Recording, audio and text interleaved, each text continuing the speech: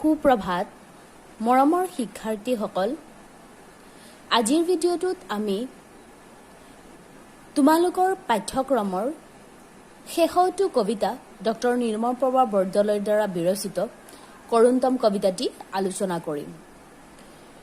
কবিতাটিৰ মূল ভাৱ মূল বিষয়বস্তু আলোচনা কৰাৰ আগতে ইয়াৰ লেখক তথা কবি ডক্টৰ নিৰ্মল প্ৰভা বৰদলৈ সম্পৰ্কে প্ৰথমে কিছু কথা জানি লওঁ। তেন্তে আহা ভিডিঅ'টো আৰম্ভ কৰোঁ। কবি, গীতিকাৰ, গৱেষণামূলক গ্ৰন্থাকাৰ হিচাপে পৰিচিত ডক্টৰ নিৰ্মল প্ৰভা বৰদলৈ জন্ম হৈছিল 1933 চনৰ 20 জুন তাৰিখে শিৱসাগৰত আৰু তেওঁৰ মৃত্যু হয় 2004 চনত। নিৰ্মল প্ৰভা বৰদলৈৰ ছদ্মনামটি আছিল নীলা বাইদেউ। তেওঁ কৰ্মজীৱন সন্দিকৈ ছোৱালী মহাবিদ্যালয়ৰ পৰা BA পৰীক্ষাত উত্তীৰ্ণ হৈ গুৱাহাটী বিশ্ববিদ্যালয়ৰ পৰা অসমীয়া বিভাগত MA অৰ্থাৎ স্নাতকোত্তৰ ডিগ্ৰী লাভ কৰে। ইয়াৰ পিছত কৰ্মসূত্ৰে গুৱাহাটী বি বৰুৱা মহাবিদ্যালয়ৰ অধ্যাপনা কৰাৰ পাছতে গুৱাহাটী বিশ্ববিদ্যালয়ৰ অসমীয়া বিভাগৰ অধ্যাপিকা পদত নিযুক্ত হয় আৰু এইখন বিশ্ববিদ্যালয়ৰ পৰাই তেওঁ জৱাহৰলাল নেহৰু আসনৰ অধ্যাপিকা হিচাপে অৱসৰ গ্ৰহণ কৰে অৰ্থাৎ ৰিটায়াৰ্ড হয়। ডক্টৰ নিৰ্মল প্ৰভা বৰদলৈয়ে তেওঁৰ সৃষ্টিৰাজিৰ জৰিয়তে অসমীয়া সাহিত্যৰ ভঁৰালখনক চহকী কৰি যাবলৈ সক্ষম হৈছিল। তেওঁৰ কবিতা পুথিসমূহৰ ভিতৰতেই প্ৰথম কবিতা পুথি আছিল মন ফৰিঙৰ ৰং। ইয়াৰ উপৰিও কবিতা পুথি আছিল দিনৰ পাছত দিন, সমীপেশু, অন্তৰংগ, সুদীৰ্ঘ দিন আৰু ঋতু। তেওঁৰ গীত পুথিসমূহ আছিল সোণবৰণীয়া আই আৰু সুৰীয়া মাত। গৱেষণামূলক গ্ৰন্থ আছিল দেৱী, শিৱ আৰু সূৰ্য। ডক্টৰ নিৰ্মল প্ৰভা বৰদলৈ সন্মানপ্ৰাপ্ত বঁটাসমূহৰ ভিতৰতে সাহিত্য অকাডেমী বঁটা লাভ কৰিছিল সুদীৰ্ঘ দিন আৰু ঋতু নামৰ গ্ৰন্থখনৰ বাবে 1983 চনতে। ইয়াৰ উপৰিও অসম সাহিত্য সভাৰ দুধনৈ অধিৱেশনতে সভাপতিত্ব কৰিছিল 1991 চনতে। ডক্টৰ নিৰ্মল প্ৰভা বৰদলৈৰ গীত আৰু কবিতাত যি শব্দসজ্জাৰ প্ৰয়োগ কৰিছিল, ব্যৱহাৰ কৰিছিল, সেই শব্দসজ্জাই পাঠকক তীব্ৰভাৱে আকৰ্ষণ কৰিছিল। তেওঁ চুটি চুটি কাব্যিক বাক্যৰেই মনৰ ভাৱ প্ৰকাশ কৰাতেই সিদ্ধহস্ত আছিল আৰু সেই কাব্যিক ভাষাই চুটি চুটি কাব্যিক ভাষাৰ যি প্ৰাঞ্জলতা, সেই প্ৰাঞ্জলতাই পাঠকক সহজে আকৰ্ষণ কৰিব পাৰিছিল। নগৰীয়া জীৱনৰ তেওঁৰ কবিতাৰ অন্যতম বৈশিষ্ট্য আছিল নগৰীয়া জীৱনৰ প্ৰতি বিদ্বেষ আৰু গাঁৱলীয়া জীৱনৰ প্ৰতি আকৰ্ষণতা। তেওঁৰ প্ৰায়বিলাক কবিতাতহে স্পষ্টভাৱে ফুটি উঠা দেখা যায়। এতিয়া আহোঁ তোমালোকৰ পাঠটো নিৰ্বাচন কৰাৰ উদ্দেশ্যনো কি সেই সম্পৰ্কে জানি লওঁ। যে অসমীয়া আধুনিক কবিতাৰ ক্ষেত্ৰত নিৰ্মল প্ৰভা বৰদলৈক এক সুকীয়া আসন দিয়া হৈছে, কাৰণ তেওঁ আধুনিক কবিতাসমূহ লোকজীৱনৰ আধাৰত ৰচনা কৰিছিল। আধুনিক কবিতাসমূহ, সেই কবিতাসমূহৰ মাজত লোকজীৱন অৰ্থাৎ গাঁৱলীয়া জীৱনৰ সহজ সৰল দৃশ্যসমূহৰ স্পষ্টৰূপে মানসপটত বাঢ়ি উঠাৰ লগতে আধুনিকতাৰ বৈশিষ্ট্যসমূহ দেখা যায় তেওঁৰ কবিতাসমূহৰ মাজত। সেয়ে লোকজীৱনৰ আধাৰত ৰচিত কবিতাসমূহৰ আভাস দিয়াৰ উদ্দেশ্যে তোমালোকৰ পাঠ্যক্ৰমত ডক্টৰ নিৰ্মল প্ৰভা বৰদলৈৰ কৰুণতম কবিতাটি অন্তৰ্ভুক্ত কৰা হৈছে আৰু এই কৰুণতম কবিতাটি বৰদলৈৰ দিনৰ পাছত দিন নামৰ কাব্যপুথিখনৰ পৰা কবিতাটি লোৱা হৈছে। এতিয়া আহোঁ আমাৰ কবিতাটিত অন্তৰ্ভুক্ত কিছুমান কঠিন শব্দৰ অৰ্থ জানি লওঁ। সুবাস মানে হ'ল ভাল গোন্ধ, হেৰা পাওঁ মানে হেৰুৱা বস্তু পোৱা বা হেৰুৱা বস্তু ঘূৰাই পোৱা হ'ল। এতিয়া আহোঁ আমি কবিতাটিৰ প্ৰতিটো শাৰী আলোচনা কৰিম।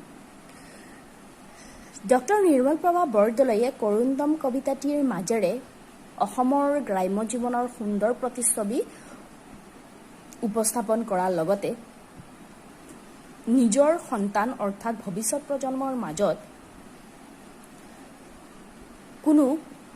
নিজৰ কোনো কৃতি বা অস্তিত্ব তথা চিন থৈ যাব নোৱাৰিব বুলি দুখ প্ৰকাশ কৰিছে কবিতাটিত। কবিতাটিৰ প্ৰথমতে দিয়া হৈছে যে আহিনৰ পথাৰৰ গোন্ধ কেনেবাকে নাকত আহি লাগিলে মই হেৰা পাওঁ মোৰ দেউতাক। আহিন মাহৰ সেই ধাননি পথাৰখনৰ যি গোন্ধ, সেই গোন্ধ যেতিয়াই কবিৰ নাকত লাগে তেতিয়া কবিয়ে বিচাৰি পায় তেওঁৰ হেৰুৱা। সেই আহিনৰ পথাৰৰ গোন্ধ পোৱাৰ লগে লগে পিতৃস্মৃতি কবিৰ মনত জাগ্ৰত হৈ উঠে। কাৰণ কবিৰ পিতৃ এগৰাকী কৃষক আছিল। তেওঁ পথাৰত অশেষ পৰিশ্ৰম কৰি অন্ন উৎপাদন কৰিছিল নিজৰ লগতে সমাজ তথা ভৱিষ্যত প্ৰজন্মৰ কাৰণে। সেয়ে কবিয়ে পথাৰখনত যেন তেওঁৰ পিতৃৰ স্মৃতি তথা স্মৃতিবিলাক পাইছে। সেইদৰে দোকানৰ জাপ ভঙা গামোচাৰ সুবাসত মই হেৰা পাওঁ মোৰ আইক। আকৌ কৈছে যে দোকানৰ জাপ ভঙা গামোচাৰ সুবাসত গোন্ধত তেওঁৰ মাতৃস্মৃতি বিচাৰি পায়। মাতৃস্মৃতি যেন জাগ্ৰত হৈ উঠে ক'ত? দোকানৰ জাপ ভঙা গামোচাৰ গোন্ধৰ মাজত। কিয়নো কবিৰ মাতৃ এগৰাকী সুশিপিনী আছিল। তেওঁ তাঁতশালত হেঁপাহৰ গামোচাবিলাক বৈছিল। শেষত কি কৈছে আকৌ চোৱা, মই মোক মোৰ সন্তানৰ কাৰণে ক'ত থৈ যাম ক'ত।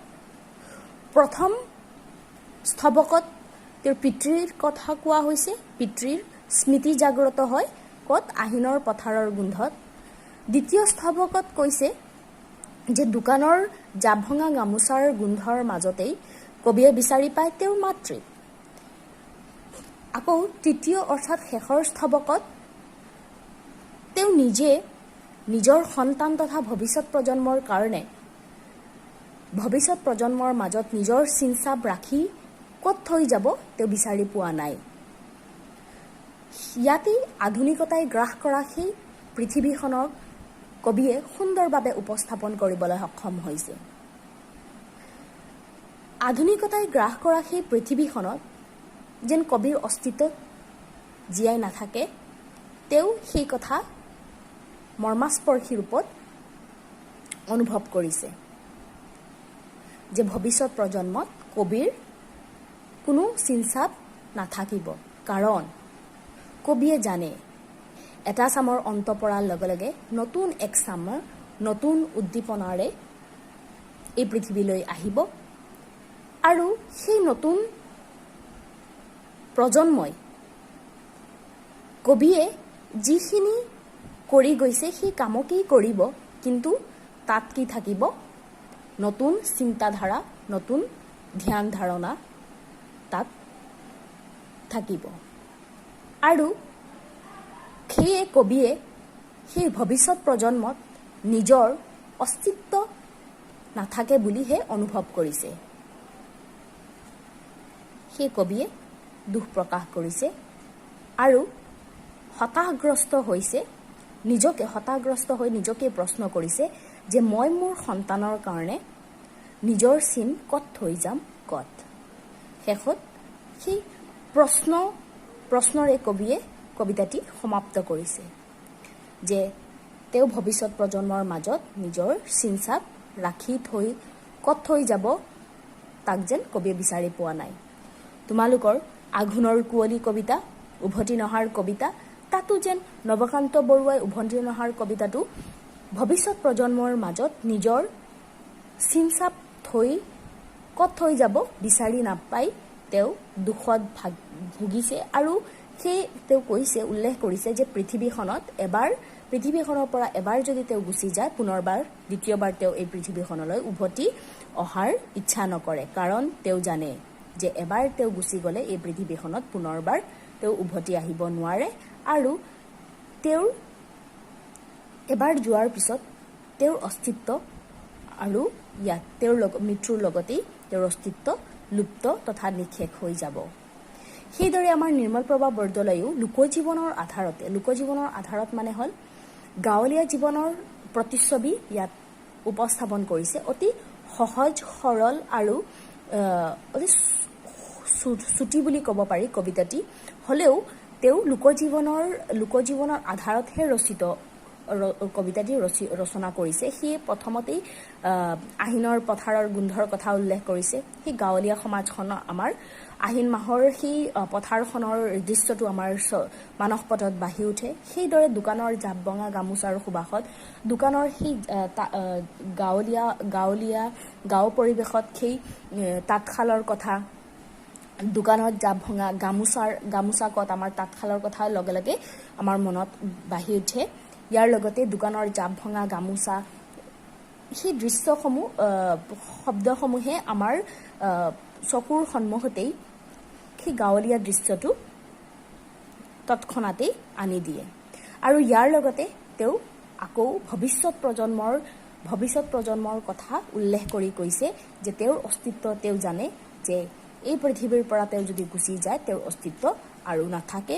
সেয়ে তেওঁ যেন কতো নিজৰ অস্তিত্ব ৰাখি থৈ যাবৰ কাৰণে বিচাৰি লোকজীৱনৰ আধাৰত ৰচিত হ'লেও কৰুণতম কবিতাটিত আধুনিক কবিতাৰ বৈশিষ্ট্যসমূহ স্পষ্টভাৱে পৰিস্ফুট হৈছে বুলি ক'ব পাৰি। আশা কৰোঁ তোমালোকে আলোচনাটো তথা কবিতাৰ মূল বিষয়বস্তু স্পষ্ট ৰূপত তথা যথাৰ্থ ৰূপত বুজি পাইছা আৰু ইয়াৰ উপৰিও যদি নুবুজাৰ কিবা থাকে তেন্তে কমেণ্ট বক্সত গৈ কমেণ্ট কৰিব পাৰিবা। ধন্যবাদ।